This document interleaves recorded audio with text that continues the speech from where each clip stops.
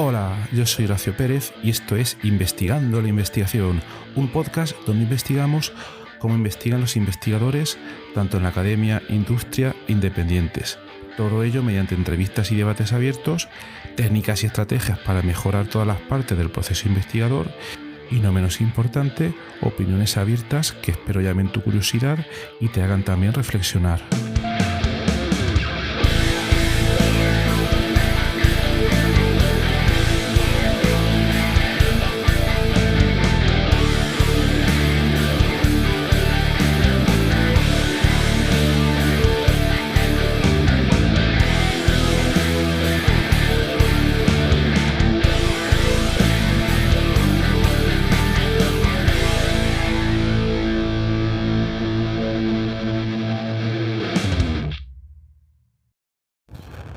Muy buenos días, muy buenas tardes, etcétera. Este episodio es una continuación al episodio anterior, que fue el número 228 y que tenía por título atajos para encontrar la motivación y poder completar tus proyectos de investigación. Bien, si no te lo has escuchado, escúchatelo.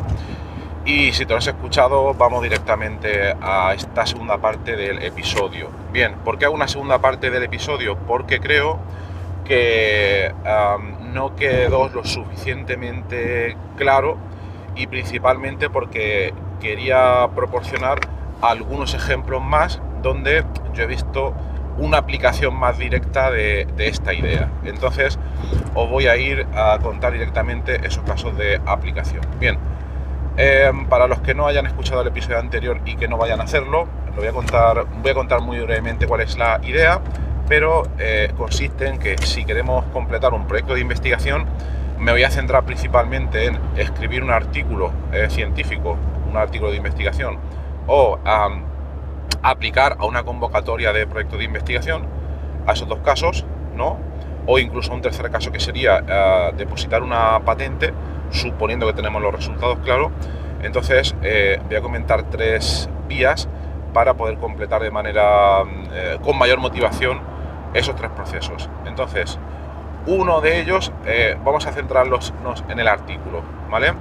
Vamos a suponer que tenemos unos resultados y que ya hemos empezado, o incluso aunque no hayamos empezado a escribir ese artículo, pero que tenemos una pequeña intención de hacerlo, pero estamos desmotivados para poder hacerlo.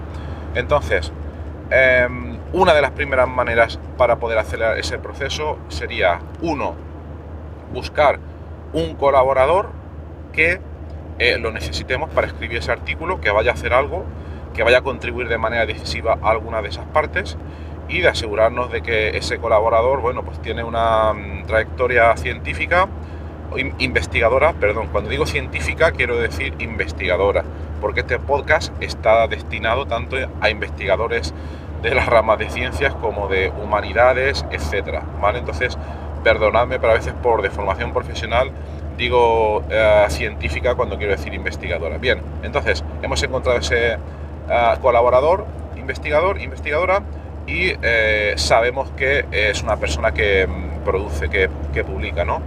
Entonces, lo contactamos y le exponemos: mira, quiero publicar un artículo en este área y necesito una contribución de tu parte. He visto que eres bueno o buena porque publicas en X, y si te gustaría participar en este proceso. Vale, esa sería una de las maneras de motivarnos. ¿Por qué? Porque cuando lo hablamos con alguien, cuando tenemos en cuenta la colaboración de alguien, nos forzamos de alguna manera, nos motivamos más a poder terminarlo. Vale, esa sería una de las posibilidades, pero seguro que os ha pasado alguna vez que quizás luego imaginas que vosotros estéis muy motivados y que ese colaborador no.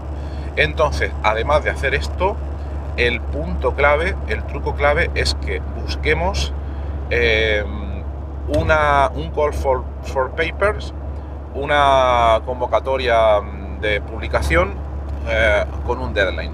¿Me explico? Para los que no lo conozcáis, muchas revistas de investigación proponen una colección temática de artículos donde tú puedes enviar tus artículos para que sean revisados, etcétera, y con una fecha de envío límite. Esa es la clave. Entonces, antes de escribir a esa persona, buscáis, a día de hoy es muy fácil de hacer, busquéis las palabras clave Call for Papers en inglés y el nombre de vuestra revista preferida, perdón, o incluso el área donde tenéis pensado publicar. Entonces, con esas dos informaciones deberéis ser capaces de encontrar en la web diversos números especiales que cumplan esas características y cuya fecha límite de envío esté cercana, pero que sea razonable. Es decir, si os sale que dentro de una semana termina el plazo de envío, pues no va a ser muy factible. Si pone que dentro de 6 meses, que a veces puede ser porque estiran mucho los tiempos límites para que mucha gente envíe papers, eso también es un poco arriesgado, porque entonces la gente se va a relajar y no tiene garantía de que vayas a terminar enviando ese artículo. Entonces yo creo que una fecha práctica, también depende de lo que haya que escribir, etcétera, podría estar en torno a 1 mes, 2 meses, no lo estiraría a más de 3 meses, ¿vale? Y cuando tienes esa información, lo que haces es contactar a ese colaborador y le dices: mira, tengo esta idea de artículo, me gustaría colaborar contigo en la escritura por X motivos y necesitamos enviarlo a este journal, tiene que ser aquí con esta fecha límite de envío. Eso no se lo planteáis como una cuestión abierta, sino se lo planteáis como una condición, ¿de acuerdo? Si quieres colaborar, dímelo no más tarde de 1 semana para saber si puedo contar contigo, y le decimos en el correo lo que necesitaríamos de esa persona, que escriba tales cosas, que haga tales cosas o que contribuya con tal experimentación, con lo que estiméis necesario. Ya está. Entonces ahora sí que hay un compromiso mucho más fuerte, y entonces la motivación por ambas partes debería ser, ojo que luego la naturaleza humana puede dar muchas vueltas, esa motivación debería ser mucho mayor. Y por mi experiencia, en estos casos las cosas suelen ir mucho más rodadas, ¿vale? Pero como os comento, esto no es una técnica infalible al 100%, hace que aumente muchísimo la motivación por ambas partes a la hora de completar la escritura de artículos, pero tampoco es un método infalible 100%, porque se pueden cruzar muchas cosas de por medio. Pero seguro, en muchos casos que he trabajado yo, la manera de acelerar los procesos de escritura aumenta bastante, ¿vale? Bien, pues hemos hablado de artículos científicos. Ahora vamos a hablar de proyectos. Bien, vamos a suponer que tienes una idea de proyecto, perdón, no tienes financiación y te gustaría, obtener una financiación para poder desarrollarlo, etcétera. Entonces, este campo es mucho más complicado porque va a depender del país en el que estás. Hay muchas casuísticas diferentes, ¿no?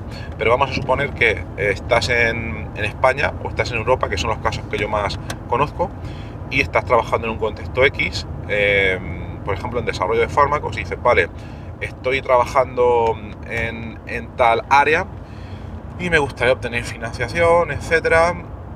Entonces aquí yo lo que os recomendaría sería, igual que antes hemos buscado un call for papers, y muy importante, con una fecha de cierre determinada, aquí lo que os recomendaría, o lo podéis imaginar, es algo parecido, ¿vale? Y también una convocatoria, os recomendaría buscar una convocatoria del área en la que estáis trabajando y que tenga una fecha de cierre, pues igual.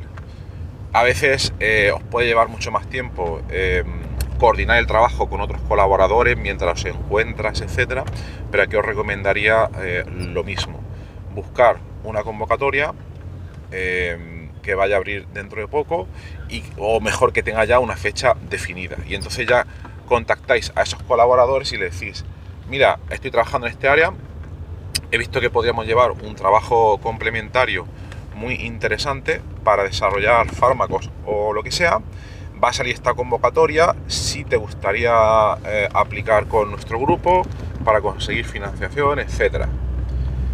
Es la misma idea, ¿de acuerdo? Aquí uno de los problemas que puede pasar es que la convocatoria no esté todavía abierta y no se sepa la fecha.